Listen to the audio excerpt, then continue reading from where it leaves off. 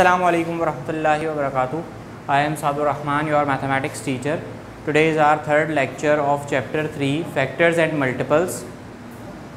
आज की क्लास में हम अपनी एक्सरसाइज 3A कंटिन्यू करेंगे. क्वेश्चन नंबर 9 आज की क्लास में हमने डिस्कस करना है.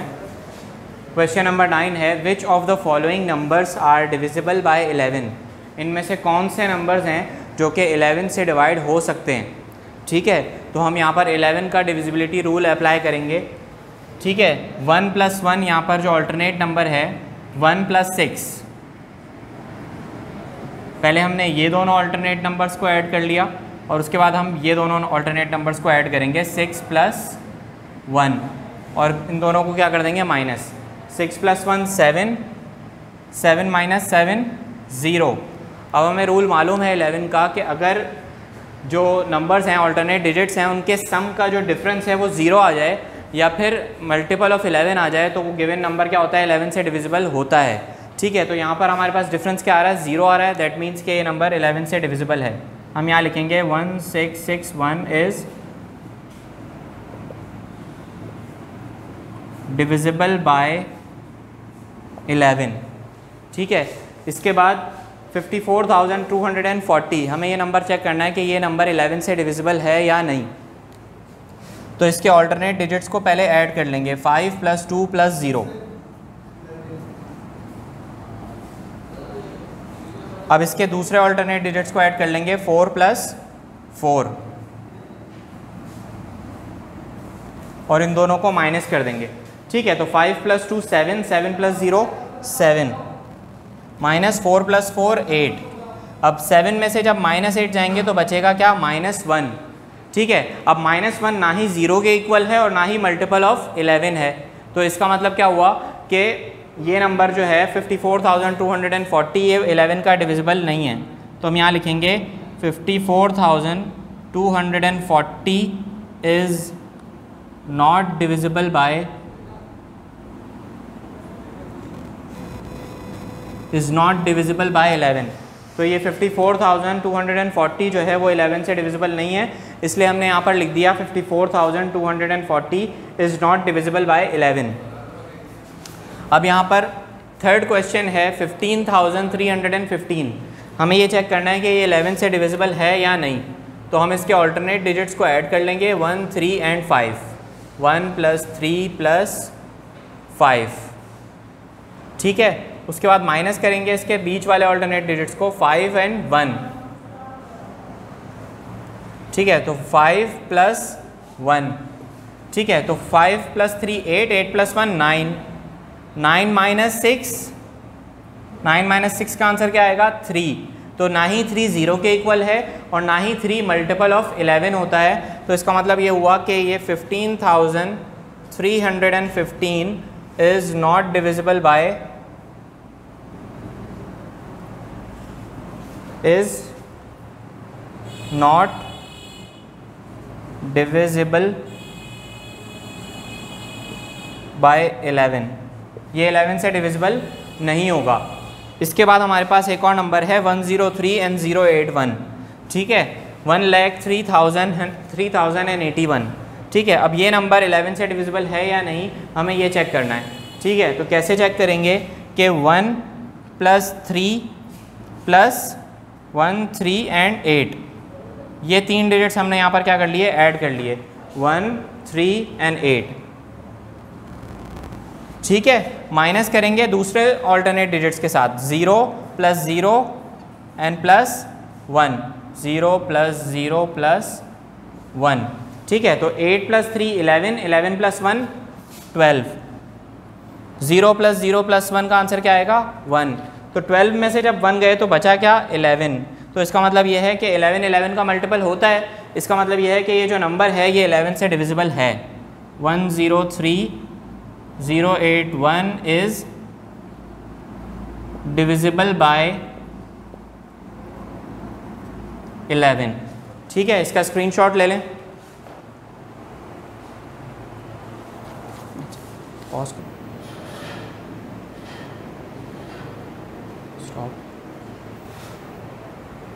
अब आप यहाँ पर देख सकते हैं कि यहाँ पर मैंने यहाँ आंसर लिखा हुआ है, शुरू में नज़र नहीं आ रहा था कि 54,240 is not divisible by 11 and 103,081 is divisible by 11, क्योंकि यहाँ पर इसका 11 मल्टीपल ऑफ 11 आ रहा है और यहाँ पर मल्टीपल ऑफ 11 या 0 नहीं आ रहा।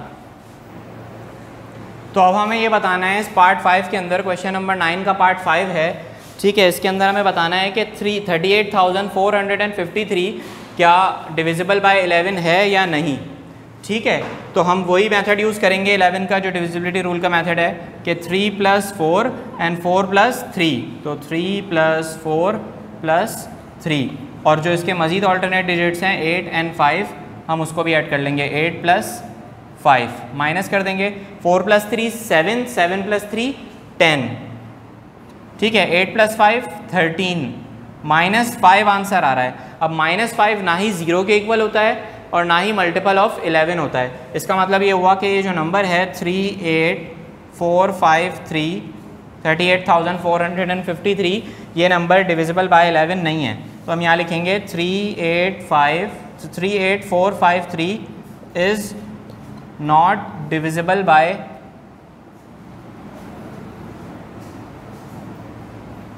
11, ठीक है। इसी तरह से हमारे पास एक और क्वेश्चन है 769494, ठीक है। तो हम इसके ऑल्टरनेट डिजिट्स को पहले ऐड कर लेंगे, 7 + 9 +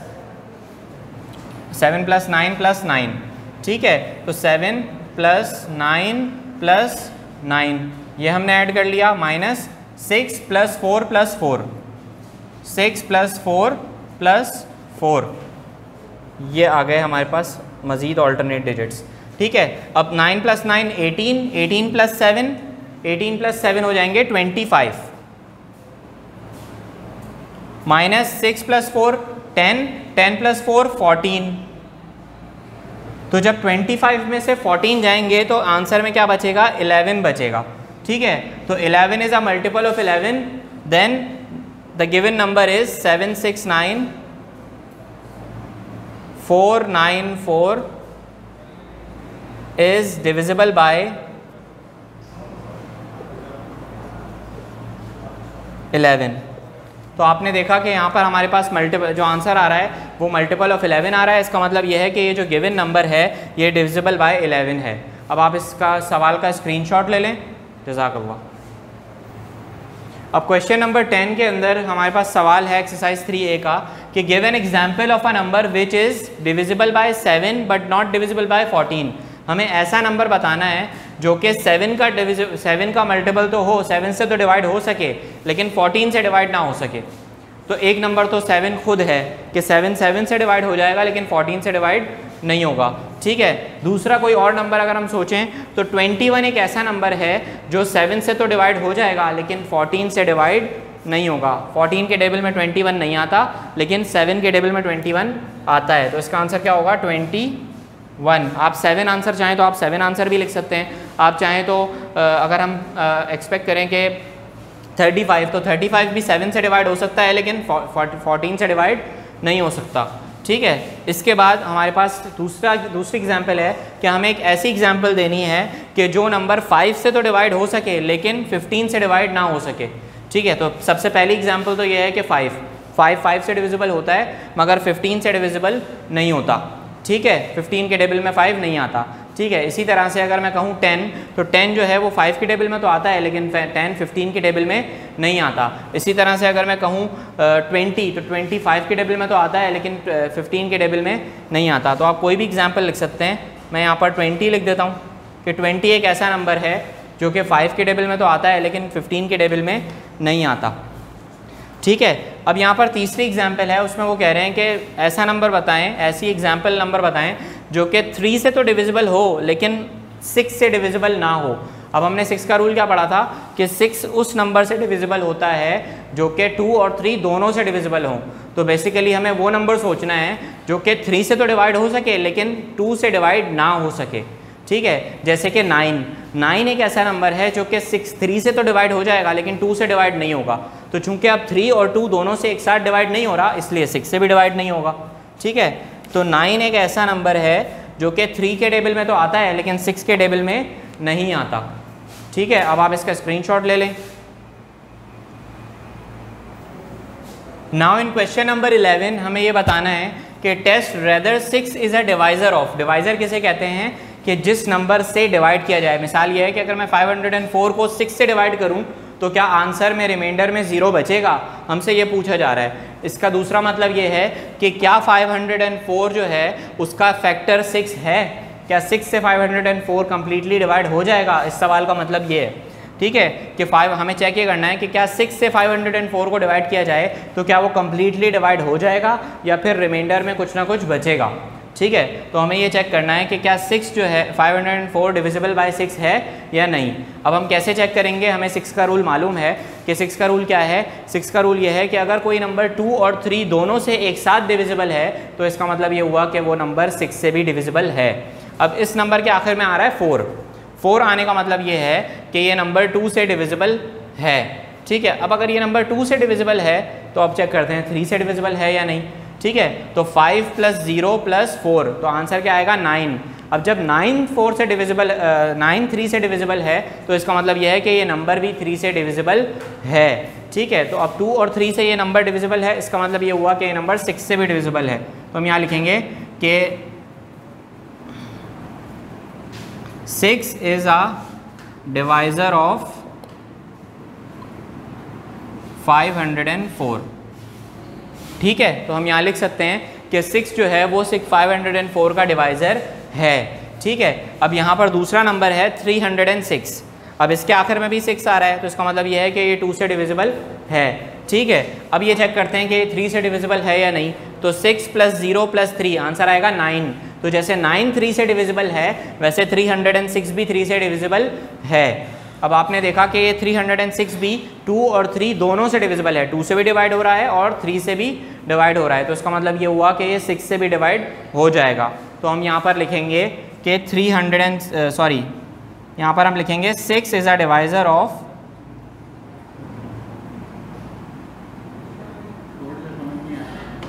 6 इज़ अ डिवाइज़र ऑफ 306। 6 जो है वो 306 का डिवाइज़र है। ठीक है, यहाँ पर हमने आंसर में लिख दिया। अब यहाँ पर तीसरा नंबर है 4128।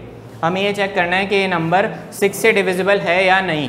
तो हम कैसे चेक करेंगे कि इसके आखिर में आ रहा है 8 आने का मतलब ये है कि ये 2 से डिवाइड हो जाएगा।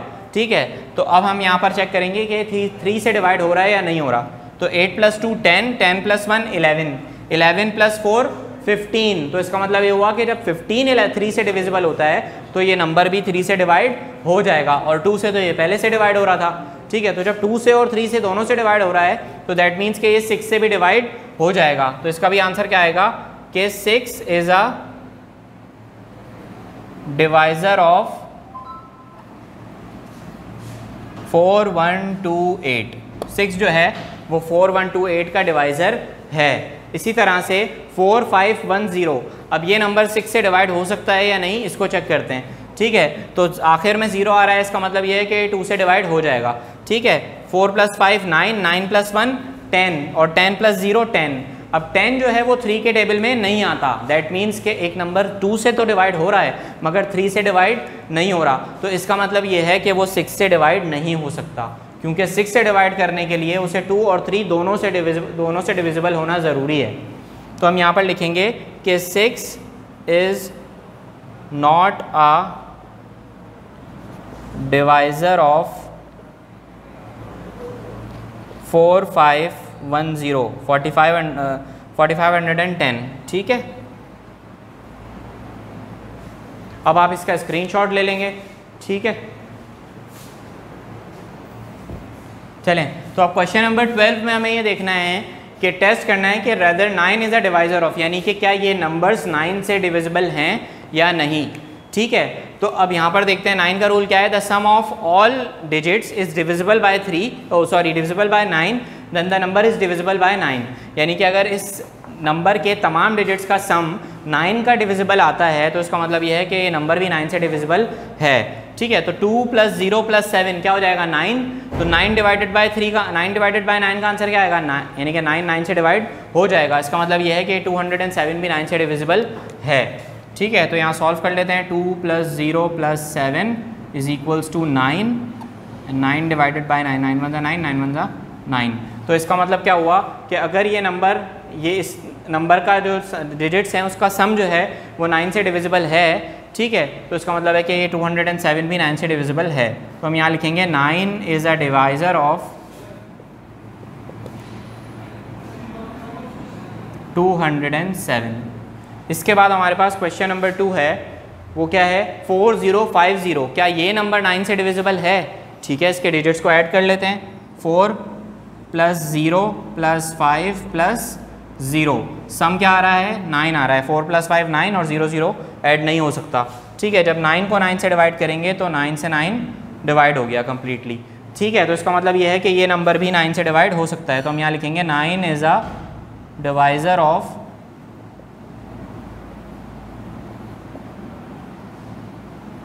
4050, ठीक है। इसके बाद हमारे पास ये नंबर है 2727। हमें ये देखना है कि क्या ये नंबर 9 से डिवाइड हो सकता है या नहीं, ठीक है। तो 2 + 7 + 2 + 7, ठीक है। सम आएगा 7 + 7 14, 14 + 2 16, 16 + 2 18। अब देखें 18 को जब 9 से डिवाइड करेंगे तो 9 × 1 = 9, 9 × 2 = 18। जब इसके नंबर का, इस नंबर के जो डिजिट्स हैं उसका सम जो है वो 9 से डिवाइड हो गया, तो इसका मतलब ये है कि नंबर भी 9 से डिवाइड हो जाएगा। तो हम यहाँ लिखेंगे 9 इज़ अ डिवाइज़र ऑफ 2727, ठीक है। अब ये नंबर है 3655। अब हमें ये देखना है कि क्या ये नंबर 9 से डिविजिबल है या नहीं, ठीक है। तो 3 + 6 + 5 + 5, 5 + 5 10, 10 + 6 16 और 16 + 3 19। अब 19 9 से डिवाइड नहीं हो सकता, ठीक है। तो इसका मतलब ये हुआ कि ये नंबर भी 9 से डिवाइड नहीं हो सकता। तो हम यहाँ लिखेंगे 9 is not a divisor of 3655, ठीक है। तो अब आप यहाँ पर इसका स्क्रीनशॉट ले लेंगे, ठीक है। और यहाँ पर हमारा चैप्टर 3 जो है एक्सरसाइज 3A वो ख़त्म हो गई है, कंप्लीट हो गया हमारा चैप्टर, ठीक है। अब फर्दर हम न्यू चैप्टर स्टार्ट करेंगे, मेंसुरेशन एरिया। मेंसुरेशन एरिया का नया चैप्टर स्टार्ट करेंगे, चैप्टर 14 इंशाल्लाह नेक्स्ट क्लास में। नाउ हमारे पास MCQs हमें सॉल्व करने हैं चैप्टर 3 के। पेज नंबर 43 के ऊपर आपके पास बुक के अंदर MCQs मौजूद हैं, ठीक है। यहाँ से हमें MCQs सॉल्व करने हैं, ठीक है। तो पहला MCQs है हमारे पास, बुक आप सब अपने पास बुक्स रख लें, तो आपके पास जब आप बुक होगी तो आप बुक में देखकर MCQs देख सकते हैं। मैं यहाँ सिर्फ आंसर लिखूँगा बोर्ड पर, ठीक है। पहला MCQs है the positive factor of 12। Positive factors क्या होंगे 12 के? पहले पार्ट में हमारे पास लिखा हुआ है 12, 24, 36 एंड 48।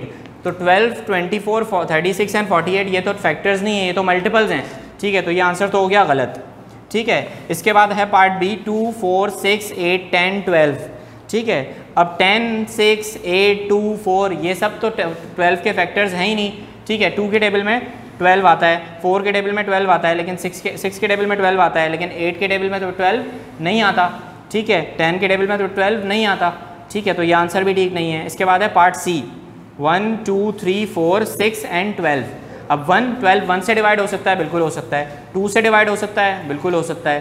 3 से डिवाइड हो सकता है, बिल्कुल डिवाइड हो सकता है। 4 से डिवाइड हो सकता है, जी बिल्कुल 4 से भी डिवाइड हो सकता है। 6 से डिवाइड हो सकता है, बिल्कुल 6 से डिवाइड हो सकता है, और 12 से भी डिवाइड हो सकता है। तो 12 के तमाम पॉजिटिव फैक्टर्स क्या आ गए?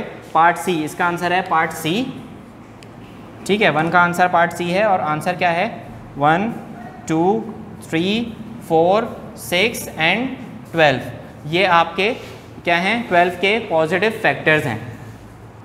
इसके बाद है पार्ट नंबर 2, ब्लैंक नंबर 2, ठीक है। ब्लैंक नंबर 2 के अंदर क्या है? इवेल्युएट 2 + 7 × 9।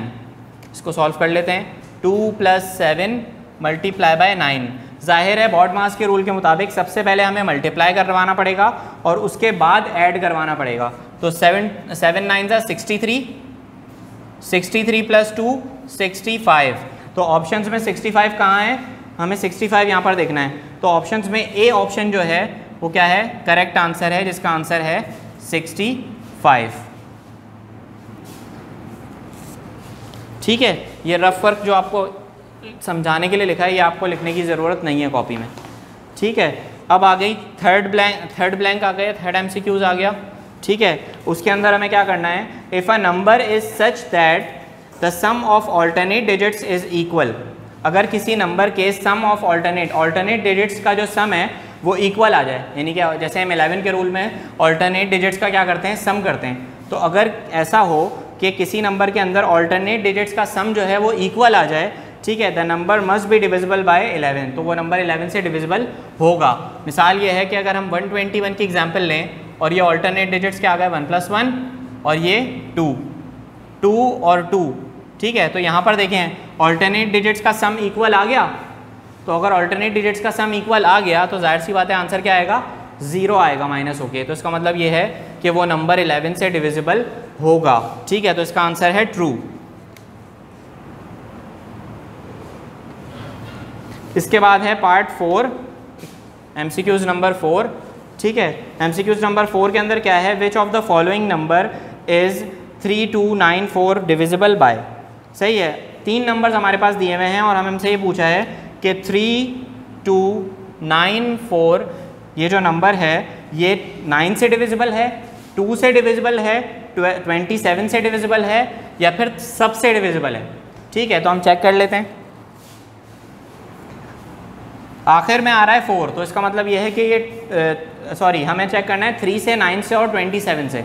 ठीक है, तो हम इसका सम कर लेते हैं, 9 + 4 13, 13 + 2 15, 15 + 3 18। अब जैसे 18 जो है वो डिविजिबल बाय 3 होता है, उसी तरह से ये नंबर भी 3 से डिविजिबल होगा, तो इसका मतलब है कि इसका आंसर 3 हो सकता है। ठीक है, लेकिन अब हम चेक करते हैं कि क्या इसका आंसर 9 हो सकता है। तो अभी इसका सम क्या आया था, 9 + 4 13, 13 + 2 15, 15 + 3 18, तो 18 9 का भी तो मल्टीपल होता है, तो इसका मतलब यह है कि ये नंबर 3 के अलावा 9 से भी डिविजिबल हो जाएगा। तो अब आप देखें कि यहाँ पर 3 से भी, ये आंसर सी में लिखा हुआ है 3 और आंसर ए में लिखा हुआ है 9, तो जब ये 3 और 9 दोनों से डिवाइड हो रहा है, ठीक है, तो जाहिर है कि इसका आंसर क्या होगा, ऑल ऑफ द अबव। इसका आंसर 27 से भी ये डिविजिबल हो जाएगा। ठीक है, तो इसका आंसर है ऑल ऑफ द अबव, यानी कि ये 3, 9 और 27 तीनों से डिवाइड हो जाएगा।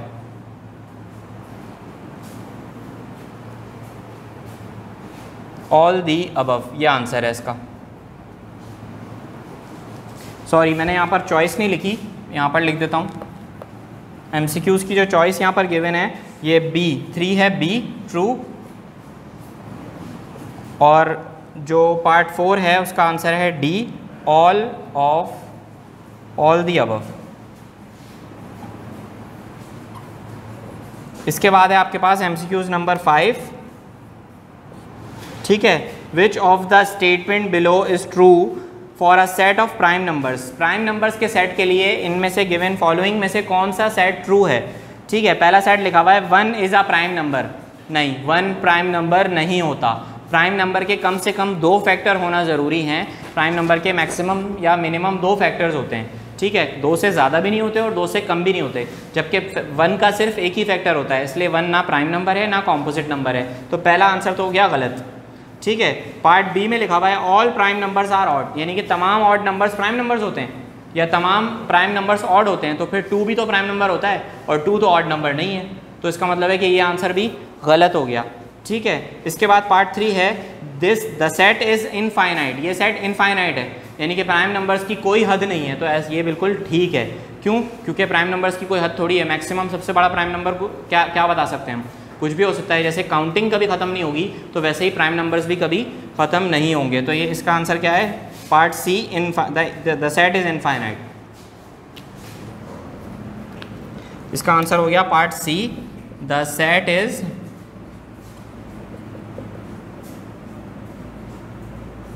इनफाइनाइट। ठीक है, इसके बाद है पार्ट 6। पार्ट 6 में वो कह रहे हैं कि if a number ends with 2 zeros, अगर एक नंबर है और उसके आखिर में कोई भी नंबर है, जैसे कि मिसाल है यही नंबर है और इसके आखिर में 2 zeros आ रहे हैं, ठीक है, it will have 1, 2, 4, 5, 10, 20, 25, 50 and 100 as factors. और इसके फैक्टर्स क्या हैं, अब हम लिखते हैं। एक नंबर है उसके आखिरी में क्या आ रहा है, 2 ज़ीरोज़ आ रहे हैं और वो 1 से भी डिवाइड हो रहा है, वो 2 से भी डिवाइड हो सकता है, ठीक है, वो 4 से भी डिवाइड हो सकता है, वो 5 से भी डिवाइड हो सकता है, वो 10 से भी डिवाइड हो सकता है, वो 20 से भी डिवाइड हो रहा है, वो 25 से भी डिवाइड हो रहा है, वो 50 से भी डिवाइड हो रहा है और वो 100 से भी डिवाइड हो रहा है, ठीक है। Which of the following statement is true for the given number. अब इस गिवन नंबर के लिए कौन सा स्टेटमेंट ट्रू है। Not all the of the numbers will be a factors, ये तमाम नंबर्स उस नंबर के फैक्टर्स नहीं हो सकते, ठीक है। दूसरा क्या है, none of the numbers will be a factors, कोई भी नंबर इस नंबर का फैक्टर नहीं हो सकता, ये तो गलत है। क्यों, क्योंकि 2 इस नंबर का फैक्टर हो सकता है, क्यों, क्योंकि लास्ट में क्या आ रहा है 0। 4 भी इस नंबर का फैक्टर हो सकता है, क्यों, क्योंकि लास्ट में क्या आ रहा है 00। 5 भी इस नंबर का फैक्टर हो सकता है, क्यों, क्योंकि लास्ट में क्या आ रहा है 0। 10 भी इस नंबर का फैक्टर हो सकता है, क्योंकि लास्ट में क्या आ रहा है 0, ठीक है। 20 भी इस नंबर का फैक्टर हो सकता है, क्योंकि लास्ट में क्या आ रहा है 0, ठीक है। 50 और 100 भी इसका फैक्टर हो सकता है, क्योंकि लास्ट में क्या आ रहा है 0 आ रहा है, ठीक है। लेकिन ज़रूरी नहीं है कि 25 भी इस नंबर का फैक्टर हो, ज़रूरी नहीं है कि 2 भी इस नंबर ज़रूरी नहीं है कि 25 भी इस नंबर का फैक्टर हो, ठीक है। तो अब हम देखेंगे कि 8 इज़ ऑल्सो अ फैक्टर, ठीक है। इसके अलावा यहाँ लिखा हुआ है कि 8 भी इस नंबर का फैक्टर होगा, तो नहीं, 8 के अंदर ये रूल एप्लीकेबल नहीं है। क्यों, क्योंकि कोई भी नंबर अगर होगा तो 3 ज़ीरोज़ का होना ज़रूरी है 8 के रूल के लिए, यानी कि अगर आखिरी के 3 डिजिट्स में 0 आ रहा होता तो फिर 8 भी इस नंबर का फैक्टर हो सकता था, ठीक है। तो इसका आंसर है all the numbers will be a factor. इसका आंसर है part D, all the numbers will be factors। तो इसका आंसर हो गया पार्ट डी, ठीक है। एग्जाम्पल के अंदर अगर आप यहाँ पर 500 रख देते हैं तो 500 2 से भी डिवाइड हो जाएगा, 1 से भी डिवाइड हो जाएगा, 4 से भी डिवाइड हो जाएगा, क्योंकि आखिर में 2 ज़ीरोज़ आ रहे हैं, ठीक है। ये 5 से भी डिवाइड हो जाएगा, ये 10 से भी डिवाइड हो जाएगा, ये 20 से भी डिवाइड हो जाएगा, ठीक है। ये 25 से भी डिवाइड हो जाएगा और ये 100 से भी डिवाइड हो जाएगा। अगर यहाँ हम 1000 रख दें तो ये 8 से भी डिवाइड हो जाएगा, ठीक है। तो अब आपने करना ये है कि ये MCQs के जो आंसर्स हैं ये आपने अपनी बुक में ही मार्क कर लेने हैं, कॉपी में आपने MCQs नहीं उतारने हैं, ठीक है। अब फर्दर हमारा होमवर्क रह गया है, तो अब हम होमवर्क डिस्कस करेंगे और उसके बाद हमारा लेक्चर आज का ख़त्म। तो अब हम होमवर्क डिस्कस कर लेते हैं। होमवर्क में क्या है कि क्वेश्चन नंबर 9 से लेकर क्वेश्चन नंबर 12 तक जो आज मैंने आपको तमाम क्वेश्चंस पढ़ाए हैं, क्वेश्चन नंबर 9, 10, 11, 12, वो आपने अपनी कॉपी में लिख लेने हैं एक्सरसाइज 3A के चैप्टर 3 फैक्टर्स एंड मल्टीपल्स के। और दूसरा आपने जो MCQs हैं वो अपनी बुक के अंदर आपने मार्क कर लेने हैं उसके आंसर्स, ठीक है। तो ये आपका होमवर्क है। लेक्चर आपने पोर्टल से दोबारा रिवाइज़ करना है। अपना ख्याल रखिएगा, अपना होमवर्क असाइनमेंट कंप्लीट कर लीजिएगा। अल्लाह हाफ़िज़। इसका स्क्रीनशॉट ले लीजिए।